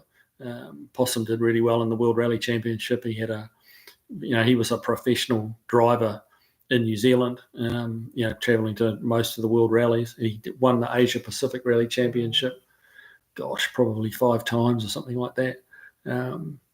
Very, very good driver. And yeah, taken too soon. But that's motorsport, It happens. It happens. It doesn't happen that often in rallying, but it does happen. But yeah, the Roger one was pretty tragic. They lost control and hit a tree, and the tree did not move. Didn't hurt the tree at all, but it seriously hurt the car. And Roger he was such a funny guy, just a real dry wit. And it was Dr. Roger Freeth. He was literally a doctor, but also a bit of a mechanical savant, like just a bit of he was almost eccentric with some of the stuff he did, but he was clever. But yeah, very, very tall, skinny guy, and actually ripped the main artery, if I'm using the right term, aorta or something like that, off the bottom of his heart on the impact with the tree. It threw his insides around that much, it actually pulled it ripped it, and I don't know, not necessarily ripped it off, but ruptured it. So he unfortunately bled out. He bled not out, but bled to death internally. It was a very sad story because he had, I believe, like a minute or so that he talked with Possum and gave him some. He knew he was done. And that, now this is not an urban myth. This is, Possum actually told me this in a group of people. Possum came to that car club I was a member of and talked about what happened. And he actually, he had some instructions. Roger had some instructions that Possum had to take to, Roger's wife and family, and what he wanted done with some of his stuff. He knew he was done, and he got to have a few last words, and that was a real kind of lump in your throat stuff. Pretty tragic, that one. Parry Curta, Possum died in his normal road car. Yes, he was driving back down the big hill climb, the Gold Rush hill climb in the South Island. And he was driving down to get back down to the start line, and there was another rally car coming up the road, and the two of them hit each other head on. Exactly what happened is still a little bit grey, in my opinion. Quite what Possum was doing driving down the hill when there was a rally, and I'm not pointing the finger at Possum, don't get me wrong, because I don't know, and I think there's only a handful of people do know. But there was a monumental cock up, in that they ended up with a race car going up the hill at race pace, and Possum coming down the hill, like touring down. They call it touring when you're just driving slow. He was coming down. Possum, those two cars shouldn't have been going towards each other. It's like putting two trains on a track, and wondering what's going to happen if you put them on the same track. Well, it's pretty obvious what's going to happen. And the two of them got on there at the same time, and it ended in tragedy. And for him to be taken like that, when he wasn't even racing, he was at a race. And he'd been racing 10 minutes earlier or half an hour, sometime earlier when he raced his car up the hill. And he was just driving back down to the start, and one of his crew was going to bring the race car down. So that was Orlando Pockets. Yeah, head on in the race. Yes, but it wasn't the guy coming up the hill. It was a hill climb, a long hill climb, kind of like Pikes Peak. It was like a smaller version of Pikes Peak / New Zealand's version of Pikes Peak. And somehow Possum got released to drive back down the hill while there was a car still coming up. And quite how that happened,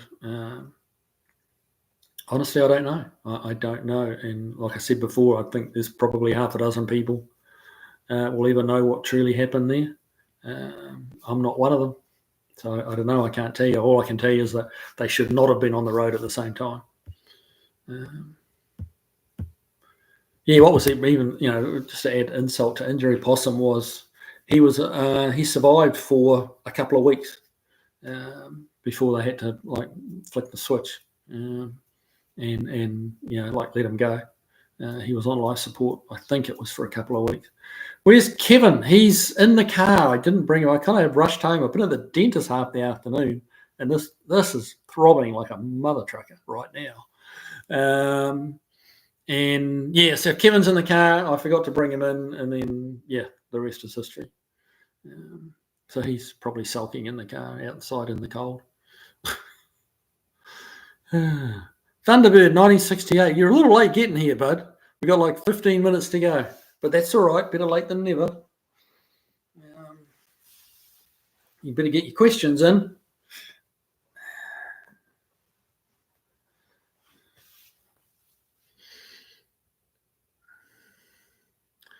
Now, Curtis Randolph, 500 horsepower. Now, that is a true hot rod Beetle. Ooh, that Beetle's not going to be 500 horse, not an 1800cc Beetle, no. Oh, sorry, the one I was talking about. Beg your pardon. I'm sorry. Yes. Sorry, with the Subaru engine. Yeah. That is a hot rod. Yeah.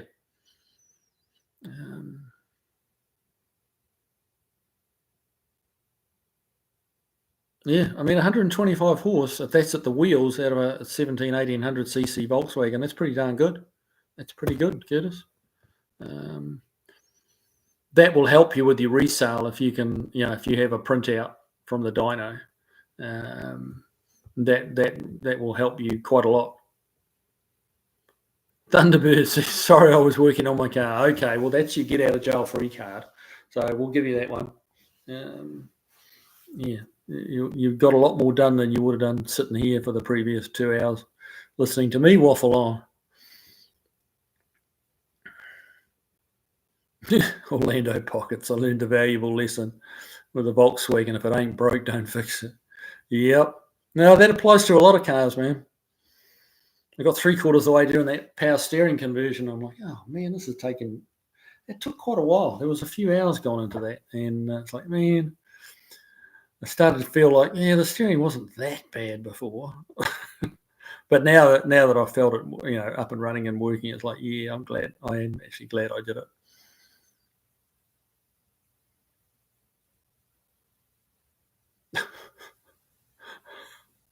Okay, well, that question's a bit out of left field. Stiff Y, I'm not quite sure how I'm massacring that name. Would you rather fight one horse-sized duck or 100 duck-sized horses? I'll go with 100 duck-sized horses. Andy Nickel, here I am, just in time to say goodnight. Well, better late than never. Now, Thunderbird 68 only just got here as well, but he had a good excuse. He's been working on his car. What's your excuse? Yeah, it does apply to all cars, right? Oh, Chris E. Pertronics versus Point versus HEI. Okay, well, okay. That's an interesting one. Now, my old Falcon. So I'll tell you a couple of stories. There are some people around on YouTube who shall remain nameless, who have 3 initials in their name.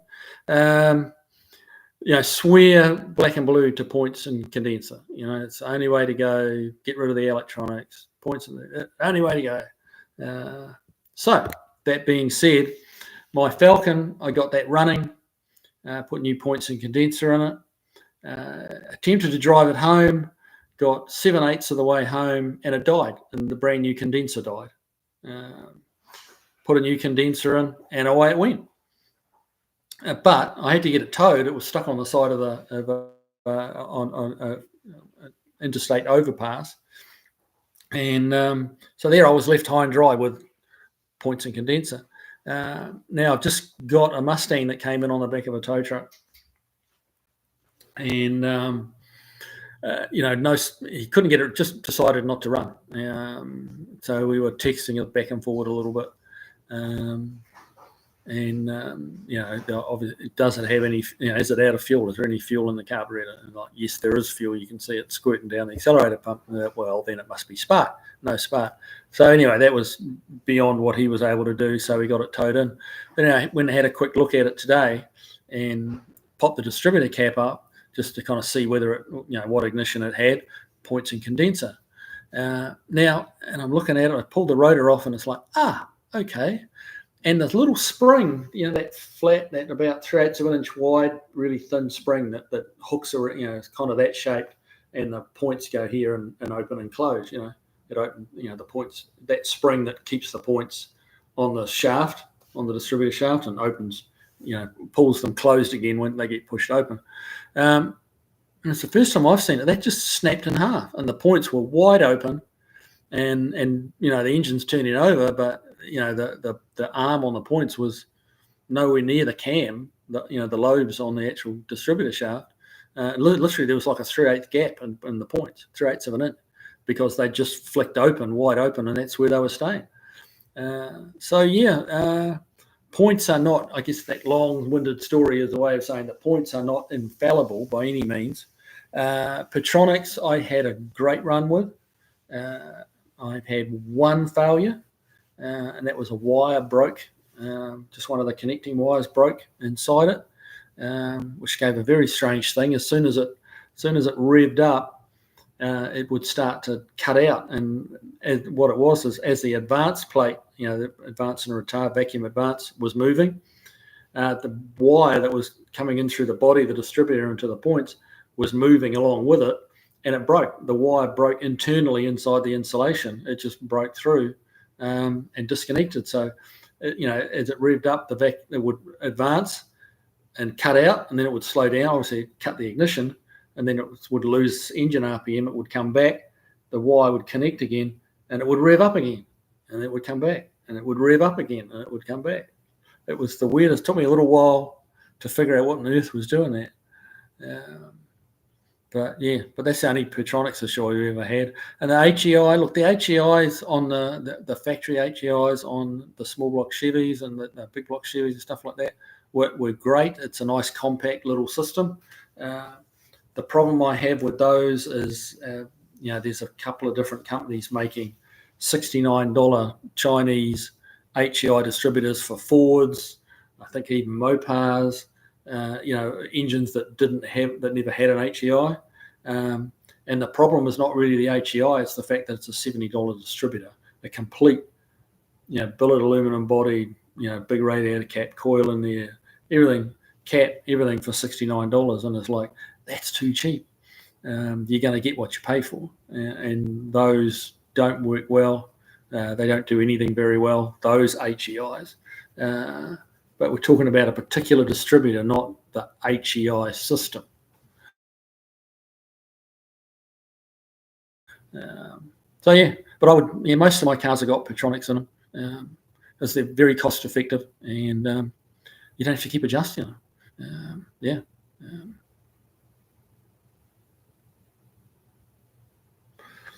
Orlando Pockets, why don't I use a CDI on cars? It works great on my bikes. That's a good question. I don't have an answer for that. I don't know why. You're right. You'd think it would work quite well, but it's only cars I've ever seen with that sort of system is some of these little teeny tiny micro cars that have motorbike engines in them. That's where you see it. Barracuda, did you ever come across South Island rally drivers? Yeah. Peter Watt, no. Bruce Saxton, yes.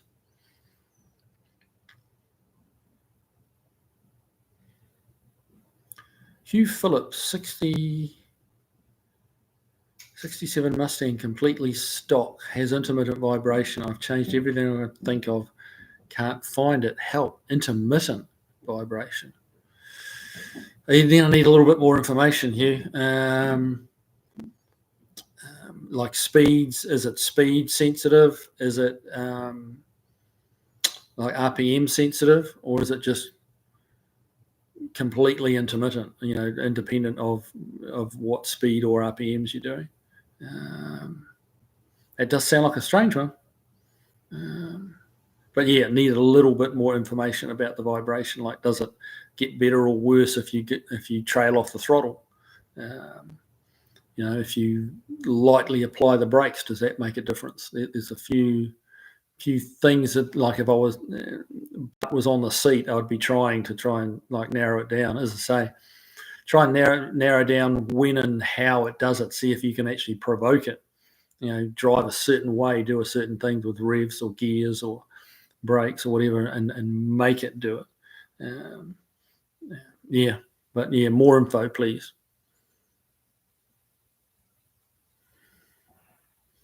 Up and down play in Pertronics needed shims in one I installed. Yeah, that can happen.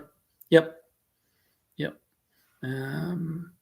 That's when you're adding the little Pertronics unit to the original distributor. You can definitely run into that. Typically, I've done quite a few Pertronics complete distributors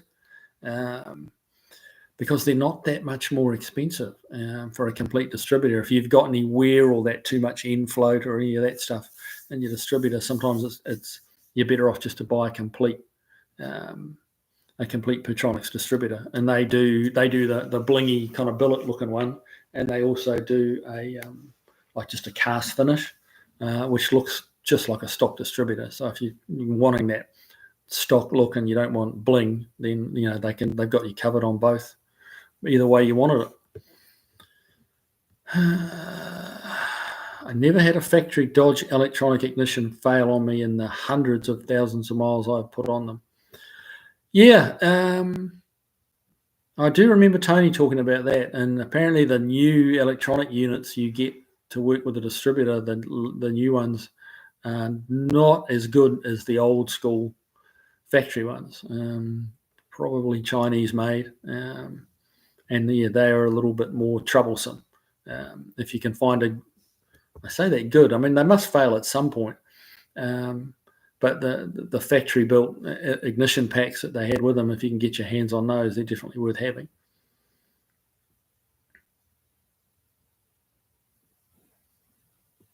Orlando Pockets, the Datsun 510 had 2 sets of points you had to adjust. It advanced so far it switched to the secondary points. I have never heard of that. I know the old Mazda had twin distributors and twin, the early ones were twin Dizzy, they call them. They had 2 distributors, one for the leading spark plug and one for the trailing spark plug.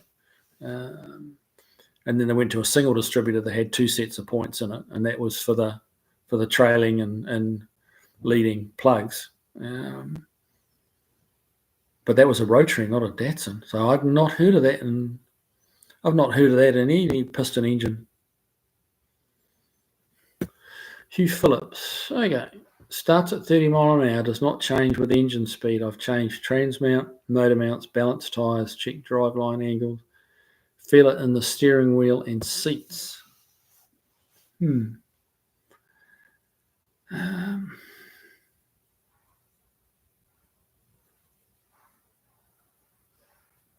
Vibrates half a second, smooth half a second.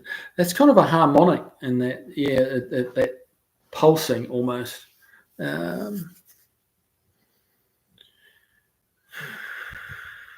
you're feeling in the steering. That really points to it being something in the front axle.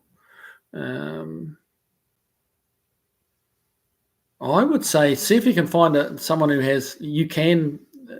It's called dynamic balancing, or that might not be quite right. There's a balancing where they can balance them with the wheels on the car. The machine actually, you jack the car up, machine goes up against the tyre, spins the tyre up, so that you effectively balance the tyre, the rim, the brake rotor, the hub, and you balance it all. You could have a brake rotor that's or a drum that's wildly out of balance that could be causing that. I would look, do a bit of Googling and see if you can find someone who can do the wheel balancing on the car with the wheels on the car. A little bit more expensive and stuff like that. But, I would certainly try it on just the front wheels maybe and see if that helps. That's what I'd be trying. But if the wheels are balanced, I was just thinking maybe you could rotate the wheels 2 or 3 studs. But if the wheels balance, the wheels balance. If you're confident in the shop that you had balanced the wheels.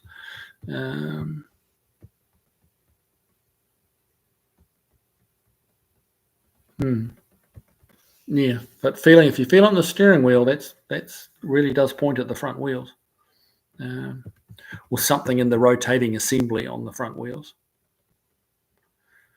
Barry Cooter, my old motorbikes with points were reliable. My first bike with a CDI failed, and a replacement CDI was very expensive. Yeah, there you go. That said, I had to replace a few ballast resistors. Yeah.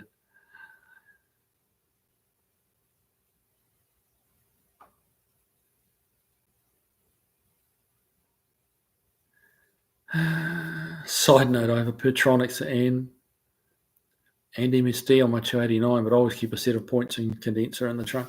Yeah, well, they're certainly, they're cheap enough to keep a spare set kicking around. That's the beauty with points and condenser, like keeping a spare ignition module for a Pertronic, they're 100 and something bucks.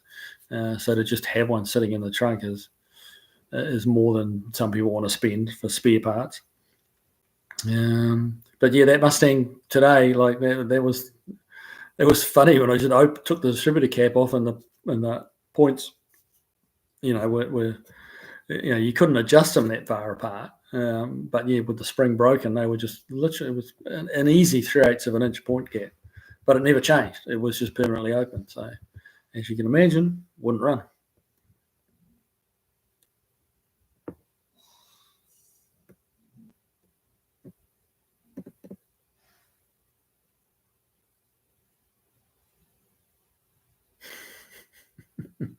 Yeah, it is that time. It's 9 o'clock. Wow.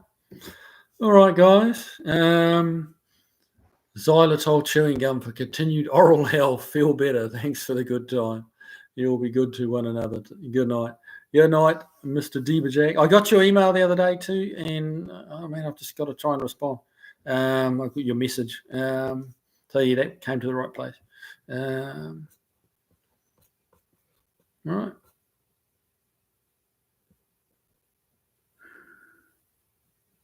Panel van, man, over 351 with open chamber heads. If I put closed chamber 2V heads on with 4 valves on it, will I have trouble with detonation on 98 fuel? Depends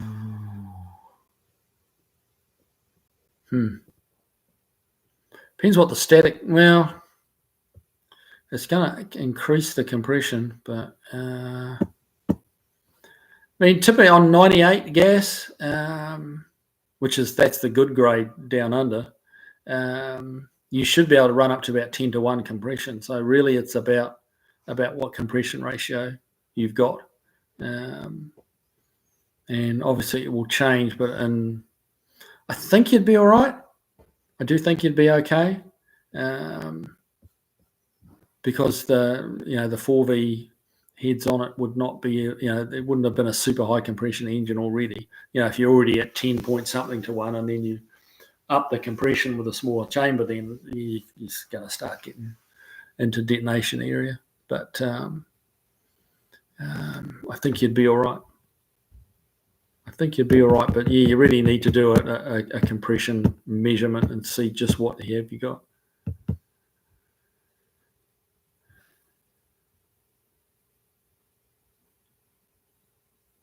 Hugh Phillips. It's not the front wheels. I jacked the rear axle and put it in drive and ran it up to 35 mile an hour on jack stands. It still vibrated the same. Mate, I don't have anything else for you. It sounds like you've done everything. The drive shaft angle. I'm not sure, man. I'm sorry. That some things you just can't diagnose over the internet. You've just got to, you got to have your hot little hands on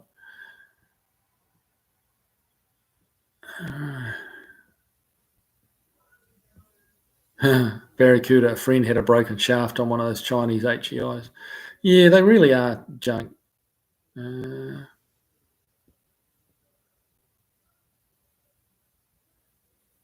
Lunar eclipse starts at 10:14 Eastern time. Really? Huh. Yeah, Granddad's junk. You said he'd had the drive shaft balance. What about well, there you go. That could be something. That Mustang that I had in just a while ago and did a video on replacing the rear bush in the back of the tail shaft housing. Have you checked the wear on that tail shaft housing bush? Because putting that new bush in that car, and he'd had a vibration for a long time, and we put a new bush in the back of it and it cured it. Even though the drive shaft was in balance, with the amount of movement it had in the bush, it was just starting to kind of do that. Turn in a circle rather than spin, which was causing his vibration.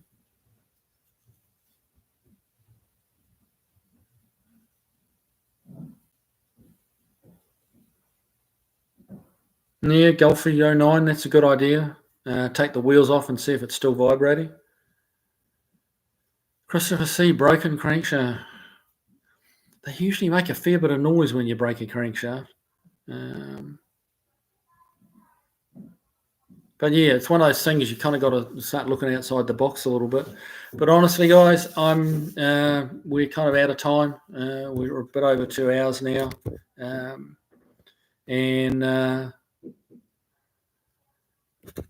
Yeah, it's time to go. So thanks for all the questions. Thanks for joining in, coming along. I appreciate your presence, all of you. Orlando, yes, that bushing removal tool was pretty slick.